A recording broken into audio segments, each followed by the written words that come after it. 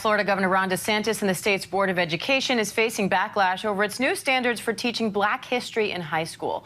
The criticism focuses on something called benchmark clarifications, the requirement to teach middle schoolers, quote, how slaves developed skills which in some instances could be applied for their personal benefit. Vice President Kamala Harris visited the state last week and called the new standards, quote, absolutely ridiculous and totally outrageous. Governor DeSantis defended the new rules but said he had nothing to do with them. These are the most robust standards in African-American history, probably anywhere in the country. Anyone who reads that will see that it's very thorough, very factual. And I wasn't involved in it, but I mean, these were scholars who put that together. It was not anything that was done politically. ABC News contributor and professor of history at Johns Hopkins University, Leah Wright-Rigueur, and the president for Color of Change, Rashad Robinson, joins me now for more on this. Thank you both for coming on.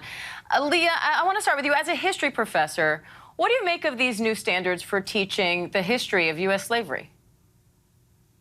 They're fundamentally undemocratic. And it's very much in keeping with the undemocratic and illiberal turn that Florida has taken over the last, not just couple of years, but the last couple of decades. And while Governor DeSantis says, I have nothing to do with this, this is completely a result of the school board trying to fit a curriculum into the boundaries and the categories of essentially the state's Stop Woke Act, even though that's tied up in court right now. And so I think one of the things that we can look at is that even as African-American history has been fought for, has parents have pushed for this, educators have pushed for this, we've consistently seen that there have been political battles around the teaching of history because this teaching and this history is so important. And so I think we should be on the lookout here, but we should also be deeply alarmed because this is just another part of this broader agenda for censorship in order to essentially control the narrative around people's histories in this country. Now, Rashad, your nonprofit has been on the front lines calling for textbook publishers to fight back against what the organization calls efforts to whitewash Black history. And that was before these new benchmark clarifications, So can you explain what you mean by that? Absolutely. Well, textbooks are made in bulk.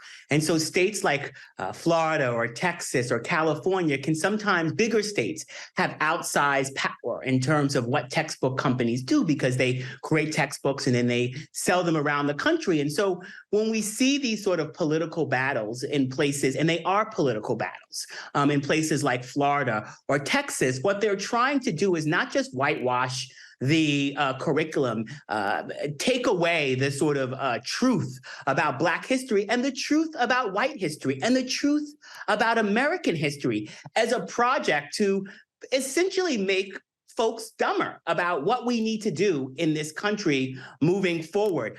When more people ask questions about redlining, when more people ask questions about the history of systemic racism, people want to do things to change that. And that stands in the face of the project of folks like Governor DeSantis. And so part of what we recognize in this sort of project of changing the way that the truth is taught in schools and taking us back to a time where we actually couldn't have real and honest conversations is putting students in harm's way. And that is why we also need corporations to speak up, because these schools are training the next crop of workers.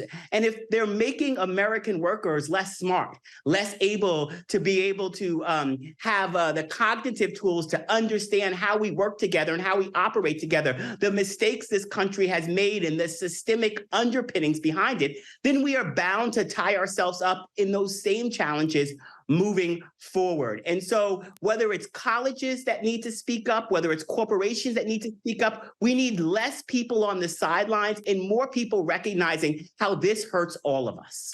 Now, Leah, two members of the work group are quoted as saying in a statement that the benchmark is intended to show, and I quote here, some slaves developed highly specialized trades from which they benefited, and they say, quote, this is factual and well documented. Is that true, and can you put that into context? I mean, the context around that is it was still slavery. There's nothing beneficial for the enslaved population to benefit from slavery. Certainly the economy and slave owners and various businesses benefited from slavery, but enslaved populations did not. If anything, it was a coping mechanism. And I've heard the committee say before, they wanted to emphasize the resiliency or the resilience of enslaved populations. And there's a way to do that without erasing the fact that slavery was a horrific act on the part of the United States that the United States engaged in for over 2 centuries, quite possibly 3.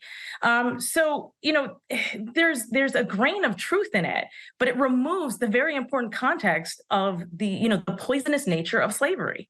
And Rashad, I want to bring a part of what Leah just mentioned to you, because those members go on to say, quote, any attempt to reduce slaves to just victims of oppression fails to recognize their strength, courage, and resiliency during a difficult time in American history.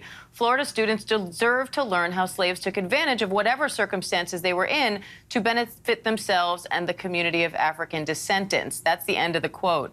So what's your response to that? My response is that there is a way to do that.